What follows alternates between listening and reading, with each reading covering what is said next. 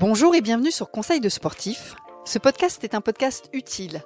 Il a pour vocation à vous accompagner dans la pratique, vous aider à reprendre le sport ou alors simplement vous éclairer sur des questions que vous vous posez.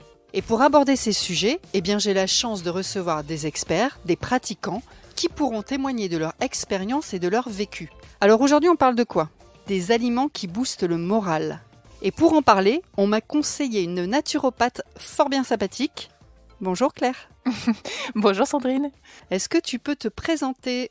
Oui, volontiers. Donc moi je suis naturopathe.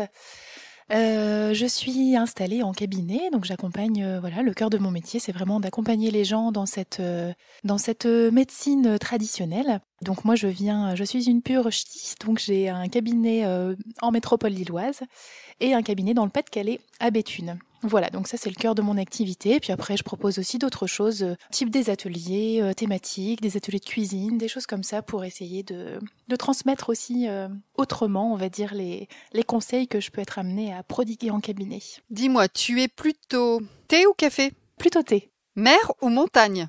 Montagne, sans hésiter. Alors t'es plutôt yoga ou ski freeride ? Alors, plutôt yoga, mais bon, pilates en l'occurrence, mais voilà, plutôt oui. Et ma dernière, c'est salé ou sucré ? Ah, alors aujourd'hui, je dirais plutôt salé. Avant, c'était plutôt sucré, mais je m'en suis beaucoup détachée. Moi, j'ai la première question, en fait, c'est la naturopathie. C'est quoi, en fait ? C'est une bonne question, parce qu'on a beau l'entendre un peu plus ces dernières années, ce mot, ça reste assez flou, effectivement, dans l'esprit des gens. C'est une médecine traditionnelle qui est vraiment reconnue par l'OMS, l'Organisation mondiale de la santé, au même titre que la médecine chinoise, par exemple. Et on va dire, pour faire court, c'est une approche qui est vraiment basée sur l'hygiène de vie. Il y a vraiment la notion de prévention. On travaille avec 3 piliers importants en naturopathie. C'est 1, l'alimentation, 2, l'exercice physique, donc là tu connais bien le sujet aussi, et 3, on va dire la grande sphère de la gestion du stress ou de la gestion des émotions. Et après, seulement, on vient utiliser des outils complémentaires qui peuvent être très variés, comme par exemple la phytothérapie. Mais voilà, j'aime bien préciser parce que des fois les gens me disent oui, c'est naturopathe, c'est soigné par les plantes. Alors c'est pas faux, mais c'est pas le cœur de notre travail. C'est-à-dire que moi, les gens viennent pas avec un symptôme en me disant j'ai mal à la tête, et moi je leur donne une plante qui va guérir leur mal de tête. Et puis dans la logique de travail, on va essayer de comprendre qu'est-ce qui vraiment, sur le fond, donne ces différents symptômes. C'est ce qu'on appelle, on n'est pas dans une approche anti-symptomatique en fait. On va plutôt essayer de comprendre, mais qu'est-ce qui est le véritable dérèglement de fond ?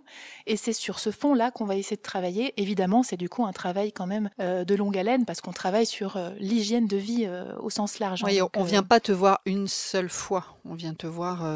Non, c'est vraiment un accompagnement. D'ailleurs, moi, les gens, je les vois... au maximum une fois par mois, en tout cas au début, parce que voilà, selon les personnes, on a plus ou moins besoin de cadrer un petit peu l'avancée dans le changement, on va dire. Très bien. Alors, ce qui nous intéresse aujourd'hui, c'est effectivement ces aliments qui boostent le moral. Et alors, avec cette période, j'ai vraiment besoin de toi. Et je voudrais que tu me dises pourquoi c'est si compliqué en hiver. Pourquoi on a tellement de mal à être toujours happy, comme elle dit Christina, toujours happy. Oui, alors je te rassure, effectivement, n'es pas la seule à des fois avoir du mal à te tirer du lit et être motivée en ce moment. Alors, il y a plusieurs raisons à ça. Après, on est tous différents, on est tous sensibles différemment, on va dire, au changement de saison. Mais clairement, la première raison, c'est vraiment le manque de luminosité. C'est complètement physiologique. Dans notre région... J'allais dire, là, il faut déménager, du coup. Notre région, oui, c'est ça. Après, malgré tout, c'est quelque chose d'assez... alors, sauf dans les pays tropicaux où on n'est pas du tout sur la même saisonnalité, mais non, vraiment, c'est vrai que ce manque de luminosité, ça va quand même beaucoup jouer. D'ailleurs, on parle très clairement de dépression saisonnière, qui montre bien qu'il y a vraiment, un lien entre cette saison et le côté moral. Après, il y a d'autres choses qui peuvent jouer. On fait peut-être un peu moins, ou en tout cas, on est un peu moins motivé à faire de l'activité physique. En tout cas, peut-être moins en plein air. Donc ça va jouer aussi sur l'oxygénation, etc.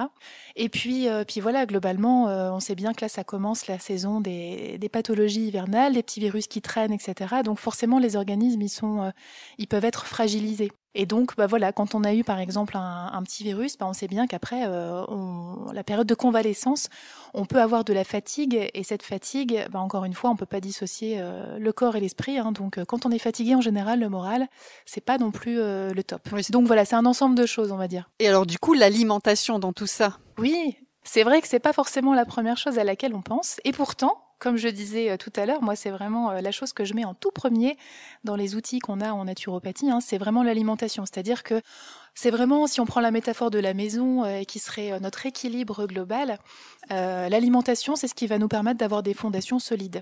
Donc il y a quand même un lien entre ce qu'on mange et, on va dire, la régulation de notre humeur et de nos émotions. Alors qu'est-ce que je fais? Je mange tous les aliments que j'adore. Oui, alors faut se méfier de ce que notre corps peut nous envoyer comme signal. On va dire que les petits gâteaux, le sucre, etc., c'est pas forcément. Alors ça peut nous faire du bien sur le moment, mais on va dire qu'à long terme, c'est pas forcément le meilleur allié.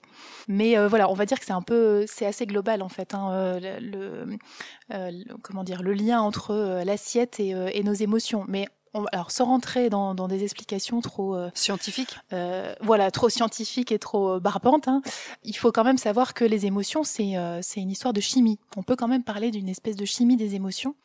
Pourquoi ? Parce que en fait, notre humeur et nos émotions sont vraiment régulées par toute une chaîne métabolique de ce qu'on appelle des neurotransmetteurs. Ouh là là là là là, il va falloir. Ça y est, premier mot qui. Alors il y a métabolique.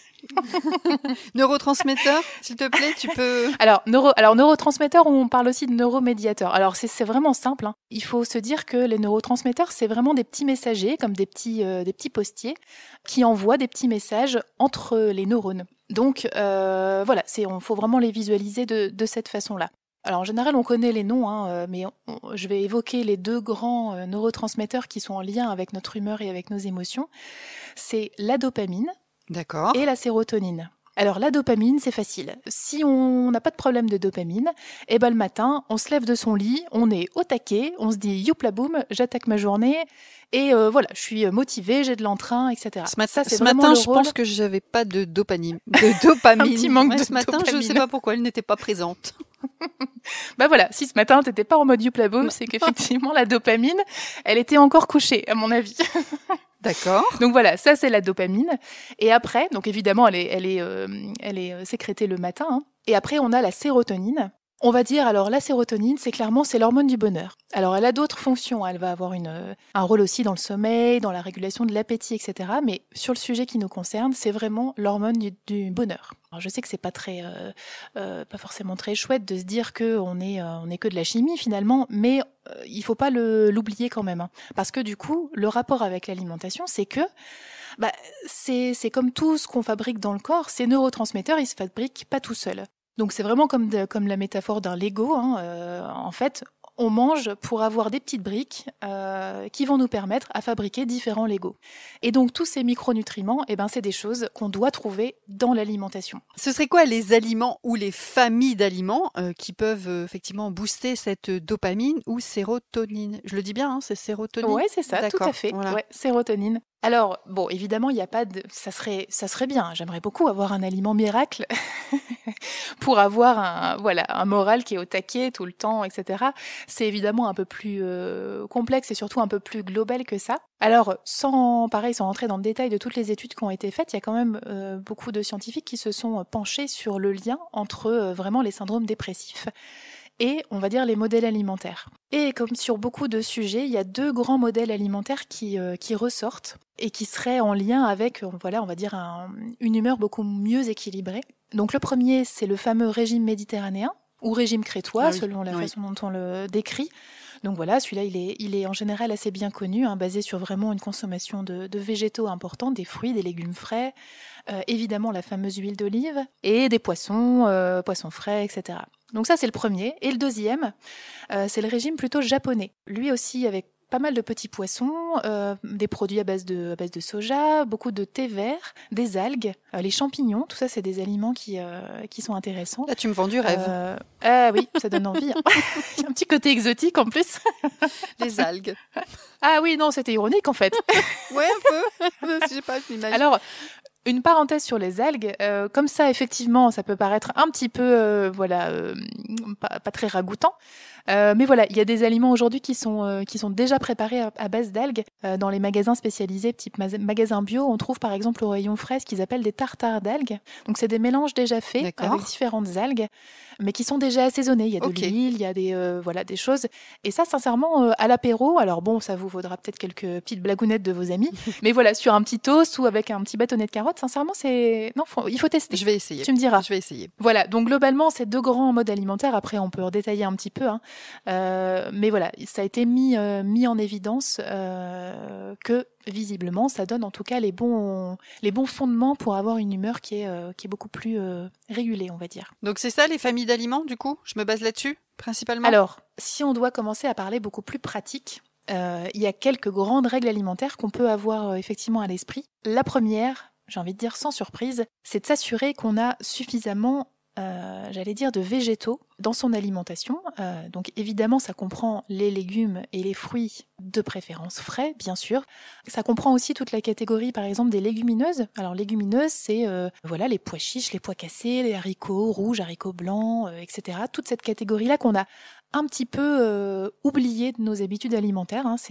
Nos grands-parents étaient beaucoup plus au taquet sur ce genre d'aliments. Et puis après, bien sûr, au niveau des céréales, alors céréales plutôt semi-complètes ou complètes. Et puis tout ce qui est oléagineux, les amandes, les noix, les graines de courge, graines de sésame, etc., etc.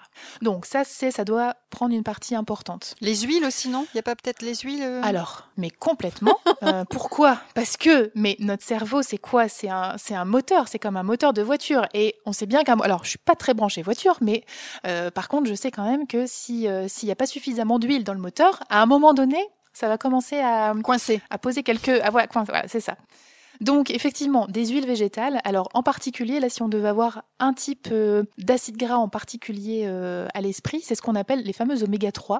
Donc les oméga 3, c'est un type d'acide gras qu'on peut retrouver dans l'alimentation et ça fait partie de ce qu'on appelle les acides gras insaturés. Alors, où est-ce qu'on les trouve, ces fameux oméga 3 ? Le problème, c'est qu'ils sont assez rares dans l'alimentation. Donc, alors la première chose où on va les trouver, c'est dans les petits poissons gras. Enfin, les poissons gras en général. Oui, j'allais te demander pourquoi petits.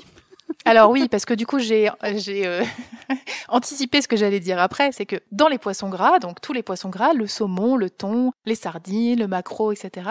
Sauf que ça, c'est un autre problème, mais on va dire que on conseille plutôt les petits poissons gras parce que, ça fait partie des choses sur lesquelles on n'a pas malheureusement de pouvoir, c'est que les océans sont relativement pollués et les poissons aussi. Et donc, plus le poisson est gros, plus il va avoir tendance à concentrer notamment les métaux lourds. Ah, ok. Donc plutôt les sardines, les maquereaux, la truite, le hareng, hein, donc c'est la région du hareng. Donc, si on aime ça, on peut vraiment en manger. Donc ça, et après évidemment dans les végétaux, on en trouve aussi. C'est-à-dire que dans certaines huiles végétales, alors il faut vraiment bien s'assurer qu'elles sont de première pression à froid. Et on va trouver des oméga 3, alors dans l'huile de colza, dans l'huile de noix par exemple, dans l'huile de lin, dans l'huile de chanvre. Ça, c'est des choses qu'on va trouver. Pareil, en magasin bio, on a quand même un peu plus de choix. Alors, c'est vraiment des huiles qu'il faut pas du tout utiliser en cuisson. C'est des huiles qu'on rajoute dans l'assiette, vraiment crues. Et ces huiles-là, on les garde au frigo. Absolument. Ah, on les garde au frigo. D'accord. Je ne savais pas. Ouais.